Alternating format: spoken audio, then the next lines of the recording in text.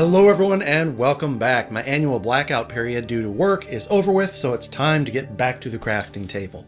Today I'm adding some more elements to my Baldur's Gate themed terrain. This is the third video in this mini-series. And to reiterate, my goal here is not realistic or even necessarily good looking. My goal is to mimic the art direction of the original Baldur's Gate games. They have a blocky, shady, Gurad charm to them, and I'm trying to bring them to life on the 3D table. So with no further ado, let's dive right in.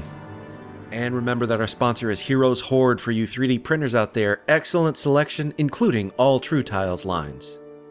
Get a look at these, Mayberry Street miniatures. These are meant for model railroad scale. I found them in the dollhouse section stuff at the craft store. And knowing that they were powered by a battery pack, I could easily hotwire these to much smaller batteries. So home my eager little self went. I cracked them open and immediately began tearing them apart. It's got these sealing discs at the bottom that just pop out. And as expected, I've got two sets of leads. Should only need one, so I chop one completely off and leave a good length on the other for experimentation. Several months ago, I did a video about custom LED lighting in your miniature terrain and how to get away from using LED tea lights and designing your own custom circuits. However, it so happens that for what I have in mind here, the easiest thing to do would be to use the carriage and battery of an LED tea light. Cheaper that way anyway.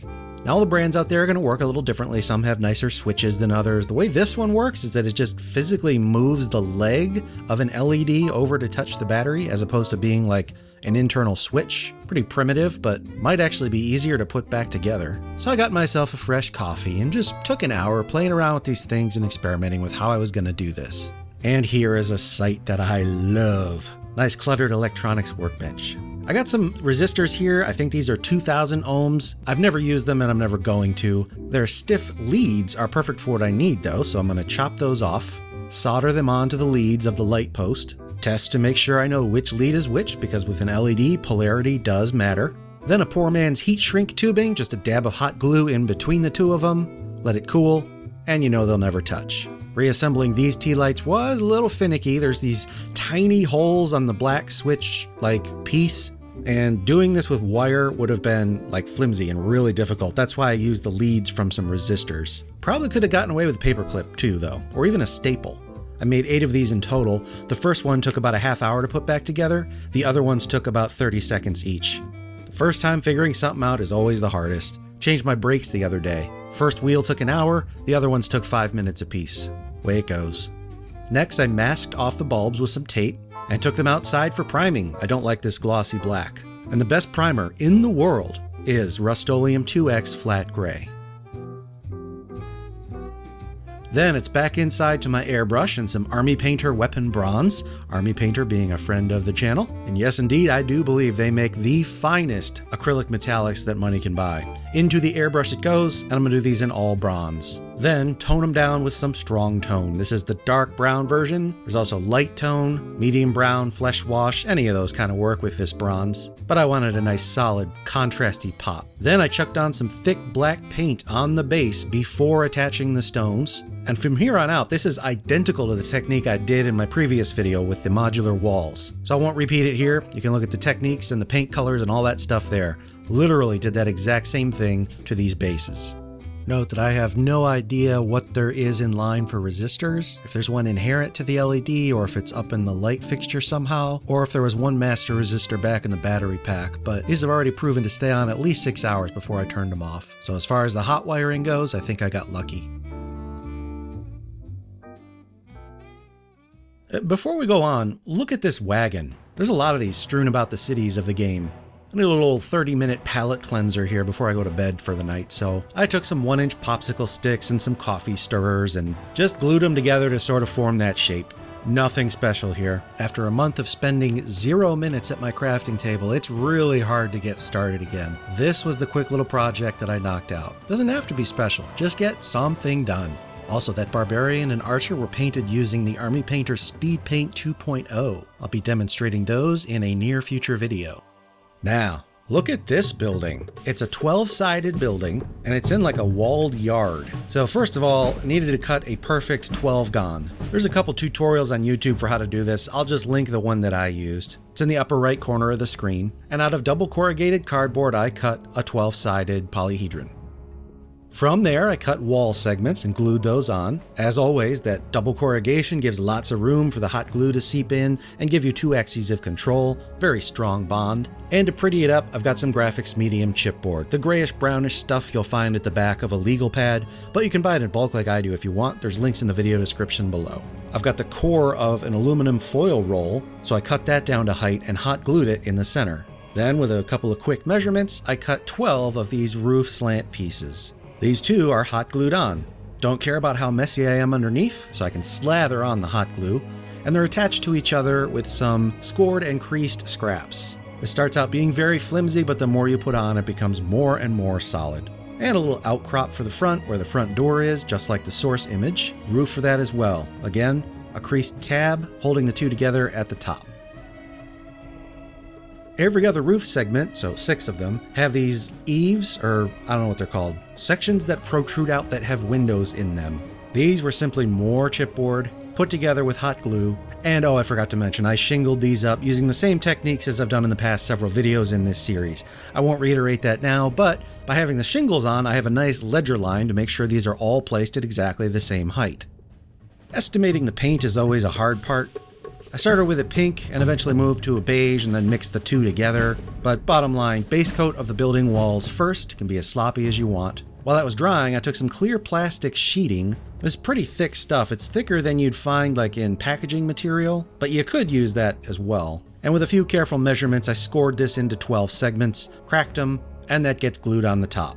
Now, jumping ahead, once again, the roof gets a solid color, then a dry brush, and then a wash with a darker variant that's mixed with matte medium. So this looks sort of thick and cloudy, but it's going to dry much subtler, and it's not going to run down like if it were watered down. I want this to collect up underneath the shingles. From the image, I can't really tell what's in that area at the top. I'm just going to guess it's a gemstone, so we'll mount a happy gemstone up there. And all these windows, look at these. I got kids. I really don't have time to make these like properly framed, so I took some jumbo popsicle sticks and cut off the ends. Then I simply painted them with that interior color and then literally painted on the frames with brown. Not fancy at all, basic AF, but that's totally fine. Now let's consider that yard that it's sitting in. I want this to be modular so I could put any building in here, not just this one. I'm going to start with a 12 by 12 sheet of chipboard. And to it, I glued on some 2-inch double corrugated cardboard walls. Then, classic crafting sticks. These are the standard size popsicle sticks or tongue depressors, whatever you call them. These get hot glued all along the top half only of the walls. And lastly, I cap off the top with more of them. With a watered down, rich light brown, I slathered that all over the wood. Don't have to be careful because none of the rest of the piece is painted yet. The order here was very important. It was deliberate. Try and paint your things so that you can be efficient and don't have to work finically around things. For example, the next step here is to base the inside with green. This is what the flock will be on. And I can move very quickly, and it doesn't matter if it brushes up on that bottom half of the wall, because it's not done yet. Here's another fresh piece of chipboard. And what's great about chipboard is it has this fibrous texture to it. So even though it is like perfectly flat for crafting purposes, it takes in paint really well. It can be dry brushed, and you get automatic free texture without having to do much of any work. This is a solid base coat of white. I think it took 2 or 3 coats to get solid white. And then a wash with a very watered down gray acrylic craft paint. That's it. Once it dries, it looks like this white marble from the picture, so I cut that into 3/4 inch strips, and that's going to be attached onto the walls. Also, the entrance needs to be like a dirt pathway going up to the front door of the building, whatever that building may be, so I'm going to streak on some territorial beige here.